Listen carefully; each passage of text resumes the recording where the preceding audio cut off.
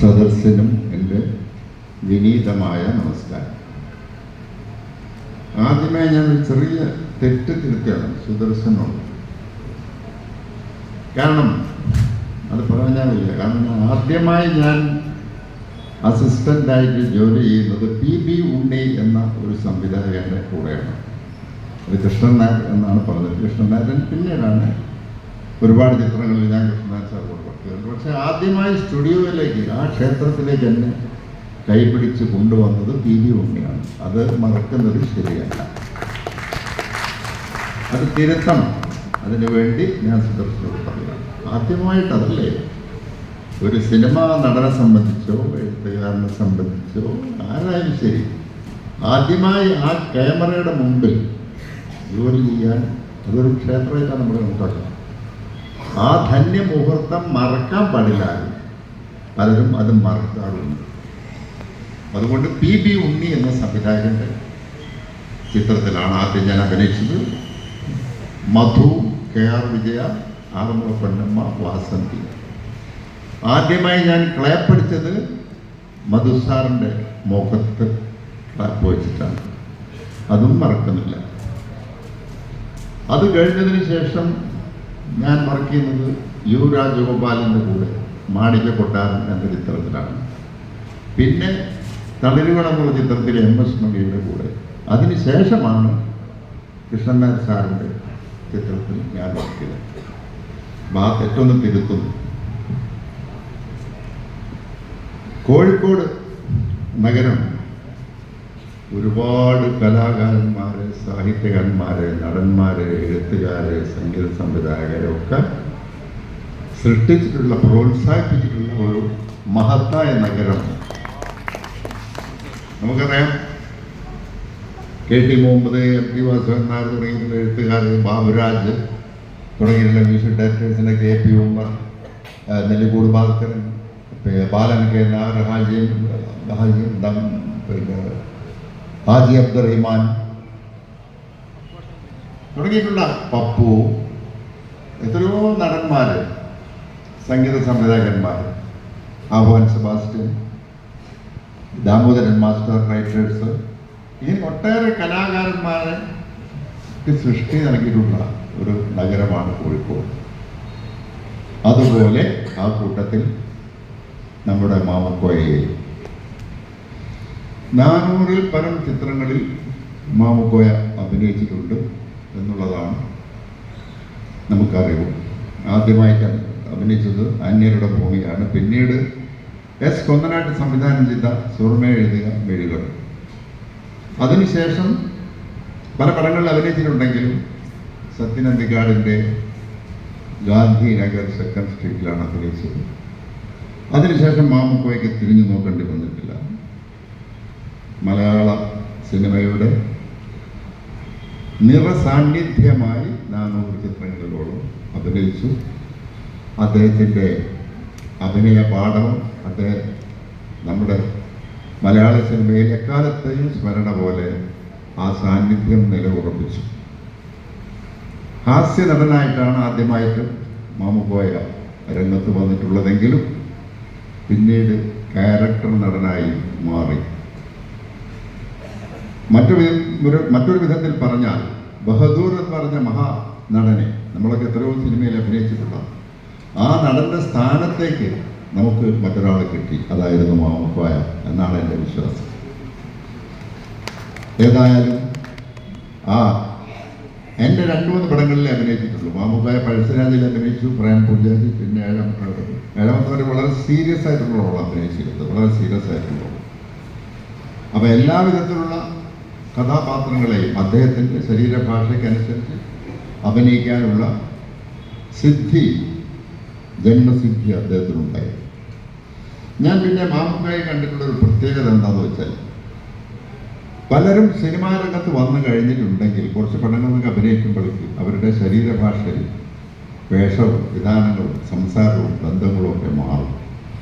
പക്ഷെ മാമുക്കോയ അതുപോലെ, മാമുക്കോയ സിനിമയിലും ജീവിതത്തിലുമൊക്കെ ഒരേ തരത്തിൽ ഒരു സിനിമാ നടൻ്റെ യാതൊരു ആഘോഷങ്ങളും ആരവങ്ങളോ അല്ലെങ്കിൽ ഒന്നും അദ്ദേഹത്തിനെ നമ്മൾ കണ്ടിട്ടില്ല. ക്യാമറ മുമ്പിൽ വന്ന് അഭിനയിക്കുന്നു, ക്യാമറയിൽ നിന്ന് മാറി കഴിഞ്ഞിട്ടുണ്ടെങ്കിൽ ഒരു സാധാരണ പച്ചയായ മനുഷ്യനായിട്ട് നമ്മുടെ സുഹൃത്തായും കുടുംബത്തിലാണെങ്കിൽ കുടുംബനാഥനായും അയാൾ ജീവിക്കുന്നത് നമ്മൾ കണ്ടിട്ടുണ്ട്.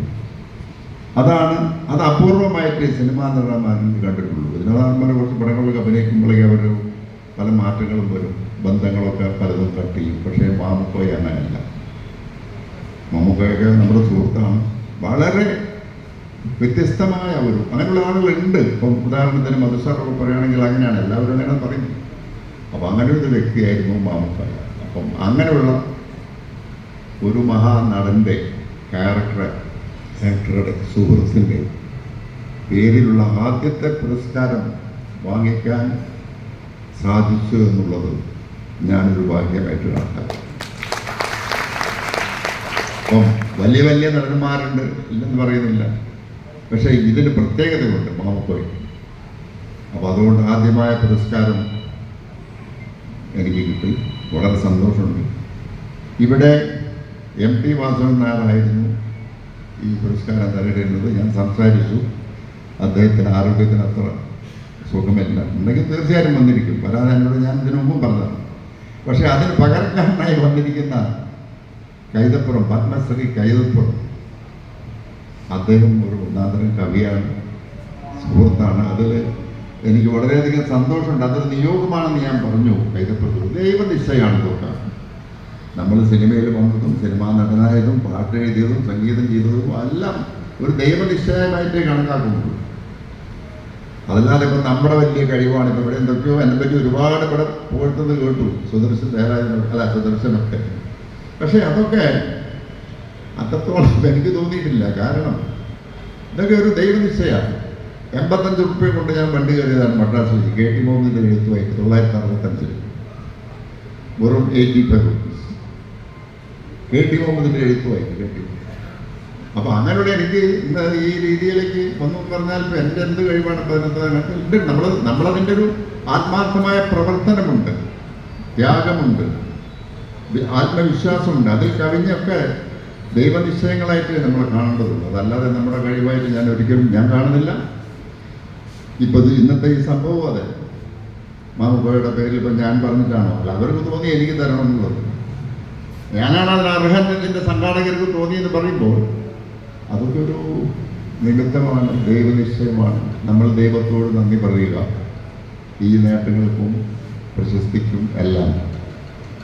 എന്നെ സംബന്ധിച്ചോളം ഈ പേര് പ്രശസ്തി എന്നുള്ളതിനേക്കാളൊക്കെ സിനിമാ രംഗത്തുള്ള ഒട്ടേറെ അത്ഭുത പ്രതിഭകളെ പരിചയപ്പെടാനും അവരുമായിട്ട് പലരുടെ സിനിമ സംവിധാനം ചെയ്യാനും പാട്ടെഴുതിക്കാനും അഭിനയിപ്പിക്കാനും കഴിഞ്ഞു എന്നുള്ളതാണ് എന്നെ സംബന്ധിച്ചുള്ള ഏറ്റവും വലിയ നേട്ടം. ഇന്ത്യൻ സിനിമയിലെ എല്ലാ ഭാഷയിലുള്ള നടന്മാരായിട്ടും എനിക്ക് പ്രവർത്തിക്കാൻ സാധിച്ചിട്ടുണ്ട്, ബന്ധപ്പെടാനും സാധിച്ചിട്ടുണ്ട്. തമിഴ്നാട്ടിലാണെങ്കിൽ NTRൻ്റെ, ജയലളിതയുടെ, കൃഷ്ണനാഥ് സംവിധാനം ചെയ്യുമ്പോൾ ഞാൻ അസിസ്റ്റൻ്റായിരുന്നു.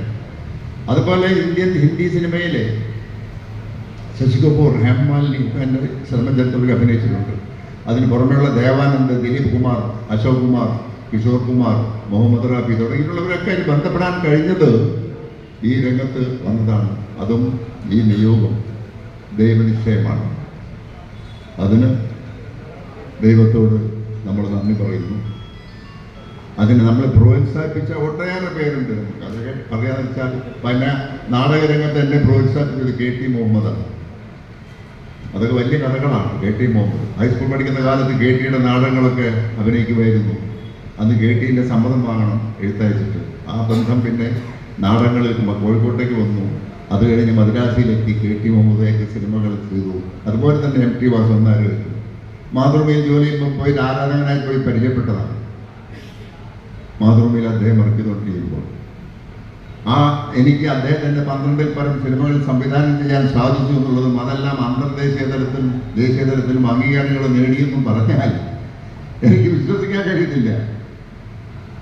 അപ്പം അതുകൊണ്ട് ഇങ്ങനൊരു സാഹചര്യം ഉണ്ടാക്കിയിട്ടുള്ള ഇതിൻ്റെ സംഘാടകരോട് ഞാൻ അതീവ നന്ദി പറയുന്നു. ഇതിൽ മറ്റൊരു പ്രത്യേകത എന്താണെന്ന് വിഷയമല്ല. ഈ അവാർഡിന് വേറെ പ്രത്യേകത കൂടി. 5 പതിറ്റാണ്ടിലേറെയായി ഞാൻ സിനിമാ രംഗത്ത്. പക്ഷെ കോഴിക്കോട് നഗരത്തിൻ്റെ ഒരു അംഗീകാരം എനിക്ക് കിട്ടും. കോഴിക്കോട് നഗരത്തിൽ ഒരു സംഘടനയുടെ അംഗീകാരം കിട്ടുന്നത് ഇതാദ്യമാണ്. ആ 30 വർഷത്തോളം അത് ഞാൻ കുറ്റം പറയല്ല, ആരും കുറ്റം പറയുന്നതല്ല, ആദ്യമായിട്ടാണ്. അപ്പം എനിക്കിവിടെ ഒരു പരിപാടി ഉണ്ടായിരുന്നു, ഹരിഹര എന്താണ് പിന്നെ അത് ഓൾ ഇന്ത്യ മലയാളി അസോസിയേഷനാണ് ആ സ്വീകരണം തന്നിരിക്കുന്നത്, എയിമാണ്. പക്ഷേ കോഴിക്കോട് നഗരത്തിൽ കോഴിക്കോട് സംഘടനയുടെ കോഴിക്കോട്ടുകാരുടെ ഒരു അംഗീകാരം ആദ്യമായി തരുന്നത് ഈ സംഘടനയാണ്. അത് മനസ്സിൽ നമ്മൾ ഡയറിയിൽ എഴുതി വെക്കേണ്ട ഒരു സംഭവം തന്നെയാണ്. അതിനവരോട് അങ്ങേയറ്റം നന്ദിയുണ്ട്. പിന്നെ പറയുകയാണെങ്കിൽ ഒരുപാട് കാര്യങ്ങൾ പറയാറുണ്ട്, ഒരുപാട് കഥകൾ പറയാറുണ്ട്. അപ്പോൾ ഇവിടെ എനിക്ക് പറയാനുള്ള കഥകൾ എന്താണെന്ന് വെച്ചാൽ, ഇവിടെ ഒരുപാട് ആളുകൾ പ്രസിദ്ധരായിട്ടുണ്ട്. പക്ഷേ കഴിവുണ്ടായിട്ടും പ്രസിദ്ധി ആർജിക്കാൻ കഴിയാത്ത ഒരുപാട് കലാകാരന്മാർ കോഴിക്കോട്ടുണ്ടായിരുന്നു. അവരെയും കൂടെ ഞാൻ സ്മരിക്കുന്നു. KR ബാലകൃഷ്ണൻ എന്ന് പറഞ്ഞൊരു ഗായകനുണ്ടായിരുന്നു, പാട്ടെഴുത്തുകാരൻ, ഗായകൻ, മ്യൂസിക് ഡയറക്ടർ. അതേമാതിരി C. അബൂബക്കർ. ഇങ്ങനെയൊക്കെ ഒരുപാട് ആളുകൾ നഗരത്തിൽ പിന്നെ പ്രശസ്തി ആർജിക്കാതെ പോയിട്ടുണ്ട്. അവരൊക്കെ കഴിവുള്ളവരായിരുന്നു. അതൊക്കെ ഈ പറഞ്ഞ പോലെ ദൈവനിശ്ചയമായിരുന്നു. നല്ല ആധാരമായി വാസു പ്രദീപ്, അദ്ദേഹത്തിൻ്റെ നാടകങ്ങൾ ഞാൻ അഭിനയിച്ചിട്ടുണ്ട്, കേട്ടിൻ്റെ നാടകങ്ങൾ അഭിനയിച്ചിട്ടുണ്ട്. വാസു പ്രദീപ്. അതുകൊണ്ട് ഇങ്ങനെ ഒരു സാഹചര്യം ഒരുക്കിയതിന് ഇവരോട് ഒരിക്കൽ കൂടി ഞാൻ നന്ദി പറയുന്നു. കൂടുതലൊന്നും പറയുന്നതിന് ഇനി ആളുകൾ സംസാരിക്കാനുണ്ട്. നന്ദി, നമസ്കാരം.